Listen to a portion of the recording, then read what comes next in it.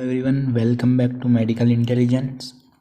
तो chapter number 8 the endocrine system. अगर इसके नोट्स आपको इंग्लिश में चाहिए तो सिंपल से इसका स्क्रीनशॉट लेना है और गूगल लेंस की मदद से आप इसको ट्रांसलेट करके इंग्लिश में नोट्स बना सकते हो। समझने के लिए ये हिंदी में नोट्स है, आप इंग्लिश में कर सकते हो यही नोट्स बनाने हो। तो स्टार्ट करते हैं। एंडोक्राइन सिस्टम में बहुत से एंडोक्राइन ग्लैंड्स होते हैं। ये एंडोक्राइन ग्लैंड शरीर में अलग अलग जगहों पर पाए जाते हैं। एंडोक्राइन ग्लैंड बहुत से सेक्रेटरी सेल से बने होते हैं। एंडोक्राइन को डक्टलेस ग्लैंड कहते हैं क्योंकि इन ग्लैंड्स के पास डक्ट नहीं होते और इन ग्लैंड्स की सिक्रेशन सीधे ब्लड में होती है। यानी कि ये जो होते हैं ये हार्मोन को सीक्रेट करते हैं। हमारे शरीर में निम्नलिखित एंडोक्राइन ग्लैंड पाए जाते हैं: पिनियल बॉडी और gland, pituitary gland, thyroid gland, parathyroid gland, thymus gland, adrenal gland, pancreas gland, ovaries in female, testis in male. यानी जो ओवरीज जो ग्लैंड होती है वो फीमेल में और टेस्टिस जो होती है वो मेल्स में पाई जाती है।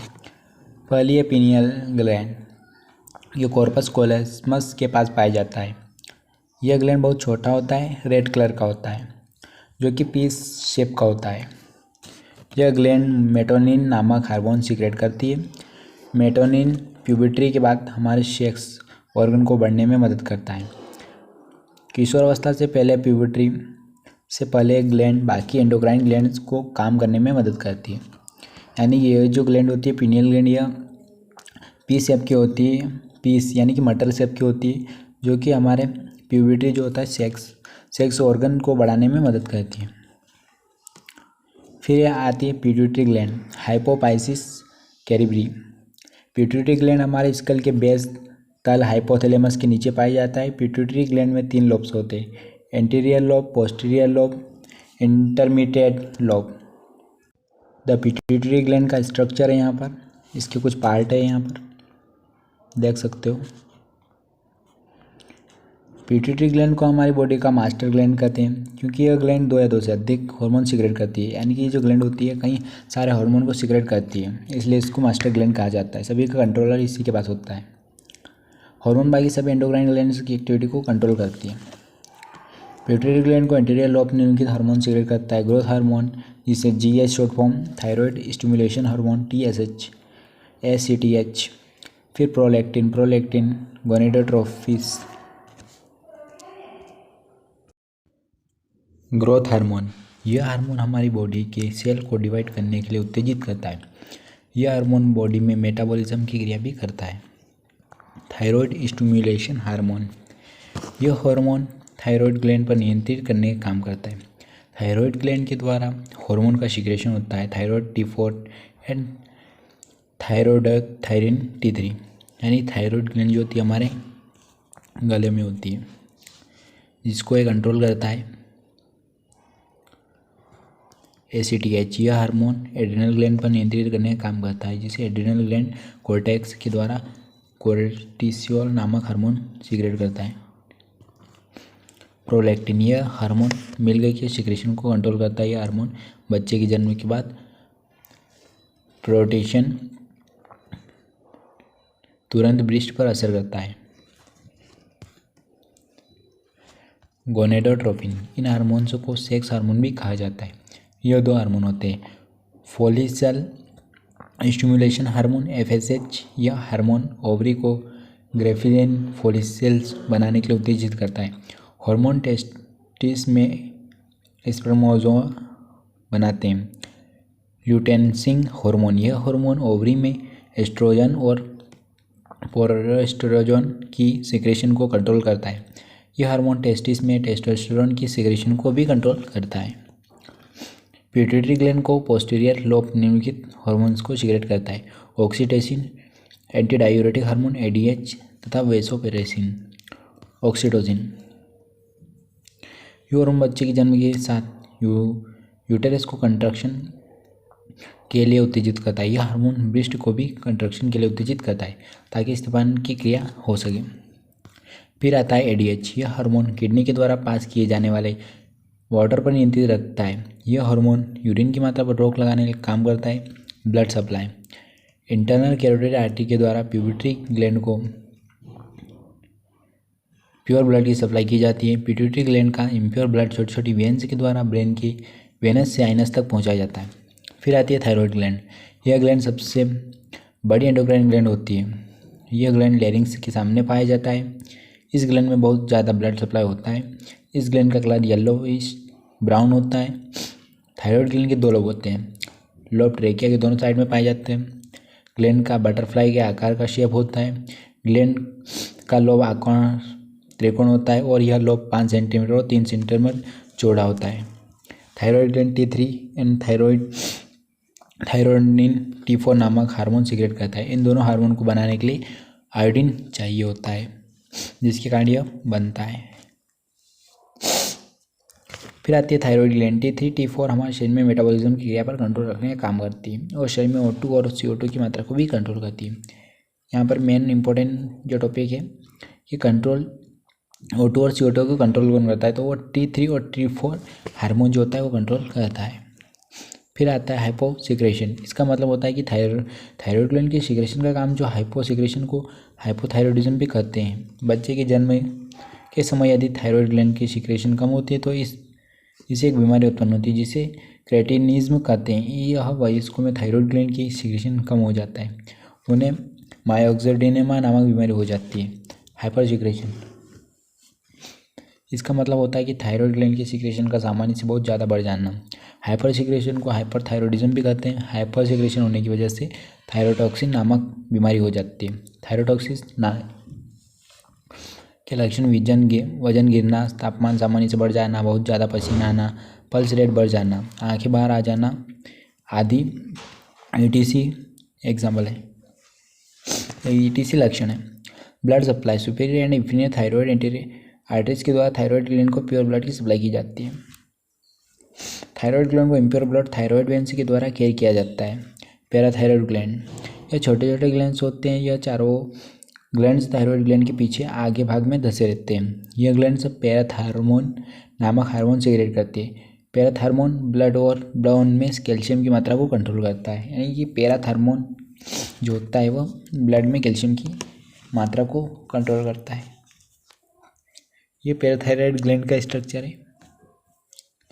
फिर इसके बाद आती है हाइपोथायरॉयडिज्म। ब्लड में कैल्शियम की मात्रा कम हो जाने से हाइपोथायरॉयडिज्म हो जाता है। जो ब्लड में कैल्शियम की मात्रा की कमी को हाइपोक्लाइसेमिया कहते हैं। हाइपोथायरॉयडिज्म के कारण टेटनी होती है। टेटनी में मसल्स में खिंचाव और कंट्रक्शन होने लगता है। हाइपोथायरॉयडिज्म, इसमें ग्लैंड के सिक्रेशन सामान्य से बहुत ज़्यादा होने लगता है। इसमें ग्लैंड का साइज बहुत ज़्यादा बढ़ जाता है हाइपोथायरॉयडिज्म में, जिसके कारण बोन भरा हुआ कैल्शियम बोन से बाहर आने लगता है और यह ब्लड में इकट्ठा होने लगता है। यानी कि जो कैल्शियम होता है वो बोन से बाहर आकर ब्लड में इकट्ठा होने लगता है, जिसके कारण ब्लड में कैल्शियम की मात्रा बढ़ जाती है। और ब्लड में कैल्शियम की मात्रा बढ़ने से ऑस्टियोफाइब्रोसिस्टिका, शरीर में सफ़ेद रंग के दाग धब्बे बनने लगते हैं, जिसका कारण पथरी होने लगती है। रीनो यानी किडनी स्टोन। थाइमस ग्लैंड, यह ग्लैंड थोरैक्स में स्टर्नम के पीछे पाया जाता है। ग्लैंड का कलर पिंकेस ग्रे होता है। जन्म के समय थाइमस ग्लैंड 10 से 15 ग्राम होता है, परंतु किशोरावस्था के समय थाइमस ग्लैंड छोटा होने लगता है। थाइमस ग्लैंड में लोब बनाए जाते हैं। लोब से एरियल टिश्यू के द्वारा जुड़े रहते हैं। थाइमस ग्लैंड के टी लिम्फोसाइट बनाए जाते हैं। जो मैच्योर वयस्क टी लिम्फोसाइट थाइमस को छोड़कर ब्लड में चले जाते हैं। थाइमस ग्लैंड एक हार्मोन सीक्रेट करता है जिसका नाम थाइमोसिन होता है। यह थाइमोसिन टी लिम्फोसाइट बनाने के लिए जरूरी होता है। थाइमस ग्लैंड यहाँ पर होती है अडल्ट में। फिर इसके बाद आती है एड्रिनल ग्लैंड। यह 2 ग्लैंड होती है। ग्लैंड किडनी के ऊपर भाग में पाई जाती है। ये हर एक ग्लैंड 4 सेंटीमीटर लंबा और 3 सेंटीमीटर चौड़ा होता है। हर एक ग्लैंड के 2 भाग होते हैं, outer cortex, inner medulla. Structure देख सकते हो। एड्रिनल कॉर्टेक्स, यह एड्रिनल ग्लैंड के बाहर का भाग होता है जो येलो कलर का होता है, जो एड्रिनल कॉर्टेक्स के द्वारा 3 हार्मोन सीक्रेट होता है। पहला हार्मोन है ग्लूकोकॉर्टिकॉइड्स। यह बॉडी में ग्लूकोज की मात्रा को बनाए रखता है। कौन सा हार्मोन? ग्लूकोकॉर्टिकॉइड्स जो हार्मोन होता है वह ग्लूकोज की मात्रा को बनाए रखता है। ग्लूकोकॉर्टिकॉइड्स में 3 हार्मोन होते हैं जो होते हैं कोर्टिसोल, हाइपोड्रोसिटेस्टोन, यह सबसे महत्वपूर्ण होता है। सेकेंड है कोर्टिसोन, थर्ड है कोर्टिकोस्टेरोन। कोर्टिकोस्टेरोन और कोर्टिकोस्टेरोन बहुत कम मात्रा में एड्रिनल कॉर्टेक्स द्वारा बनाए जाते हैं। सेकेंड है मिनरल कोर्टिकोइड्स एल्डोस्टेरोन। यह हार्मोन हमारे शरीर में पानी की मात्रा को नियंत्रण करने का काम करता है, यानी कि जो पहला था वो ग्लूकोज की मात्रा को नियंत्रित रखता था, और सेकेंड जो हमारे शरीर में यानी कि हमारी जो बॉडी में वाटर बैलेंस को कंट्रोल करता है, बैलेंस बना कर रखता है। ये हार्मोन हमारे शरीर में ब्लड प्रेशर की भी सामान्य मात्रा बनाए रखने में मदद करता है। थर्ड है सेक्स हार्मोन। यह मेल्स में एड्रेनोजन सेक्स हार्मोन नामक सीक्रेट करता है। एड्रिनल मेडुला यह चारों तरफ से एड्रिनल कॉर्टेक्स से घिरा होता है। मेडुला की सीक्रेशन सिंपैथेटिक नर्व के द्वारा होता है। मेडुला के द्वारा एड्रिनलिन और नॉन एड्रिनलिन नामक हार्मोन सीक्रेट होते हैं। एड्रिनलिन कार्बोहाइड्रेट और मेटाबॉलिज्म में हेल्प करते हैं। लीवर में भरे हुए ग्लूकोज को लीवर से बाहर निकालने में हेल्प करते हैं। नॉन एड्रिनलिन या ब्लड वेसल्स की वॉल में म्यूकस फाइब्रस को तेज करता है, जिससे हमारे शरीर का ब्लड प्रेशर बढ़ जाता है। फिर आता है ब्लड सप्लाई कैसे होती है। ब्लड सप्लाई एड्रिनल ग्लैंड को प्योर ब्लड की सप्लाई रीनल आर्टरीज और एब्डोमिनल आयोटा के ब्रांचेस के द्वारा की जाती है, यानी कि यहाँ पर जो है रीनल यानी कि जो किडनी की जो आर्टरी, किडनी में जो आर्टरी होती है उसके द्वारा, और एब्डोमिनल यानी कि जो हमारे पेट की जो आर्टरी होती है उसकी ब्रांचेस के द्वारा इसमें ब्लड सप्लाई किया जाता है एड्रिनल ग्लैंड को। सुप्रानरीनल वेंस के द्वारा एड्रिनल ग्लैंड को से इम्प्योर ब्लड कैरी किया जाता है। फिर आता है पेंक्रियाज। पेंक्रियाज के दो फंक्शन होते हैं। डाइजेस्टिव फ्लूइड को सीक्रेट करता है, यह फ्लूइड डाइजेस्टिव में मदद करता है। यह हार्मोन को सीक्रेट करता है। पेंक्रियाज में 3 सेल पाए जाते हैं। पेंक्रियाज होता है, इसमें 3 सेल पाए जाते हैं। पहला है अल्फा सेल, यह ग्लूकोजन सीक्रेट करता है। फिर आता है बीटा सेल, यह इंसुलिन सीक्रेट करता है।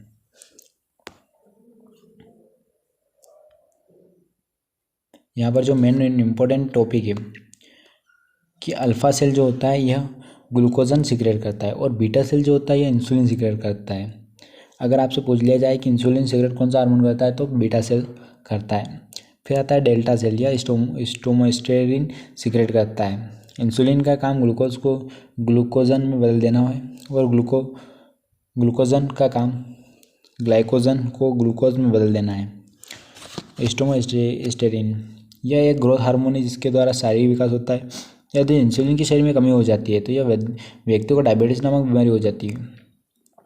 अगर आपके शरीर में इंसुलिन की कमी हो गई तो आपको डायबिटीज़ की बीमारी हो सकती है। डायबिटीज़ में शरीर में ग्लूकोज की मात्रा बढ़ जाती है, जिससे डायबिटीज़ के इलाज के लिए व्यक्ति को इंसुलिन की इंजेक्शन लगवाने पड़ते हैं। इंसुलिन हमारे शरीर में ग्लूकोज की मात्रा को कम कर देता है, जिससे हाइपोग्लाइसेमिया कहते हैं।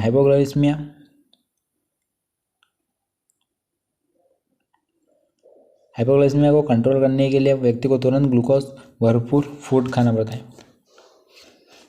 यानी कि व्यक्ति को ग्लूकोज वाला फूड भरपूर मात्रा में खाना पड़ता है। ओवरीज यह एस्ट्रोजन और प्रोजेस्टेरोन नामक हार्मोन को सीक्रेट करती है। ओवरीज जो होती है फीमेल में होती है, और टेस्टिस जो होती है मेल में होते हैं। टेस्टोस्टेरोन नामक हार्मोन को सीक्रेट करती है। तो यहाँ पर देख सकते हो कि हमारे जो टॉपिक है आज का कंप्लीट हो गया है। अगर आपको इसके नोट्स चाहिए तो सिंपल है, इसका स्क्रीनशॉट लेना है और गूगल लेंस की मदद से इसको ट्रांसलेट करके इसके नोट्स बना सकते हो, क्योंकि इसमें जो मेन इंपॉर्टेंट टॉपिक है जो कि इजी लैंग्वेज में दे रखे हैं, इसको ट्रांसलेट करने में बहुत इजी हो जाएंगे। अगर आपको ये नोट्स अच्छे लगे तो हमारे वीडियो को लाइक कीजिए और चैनल को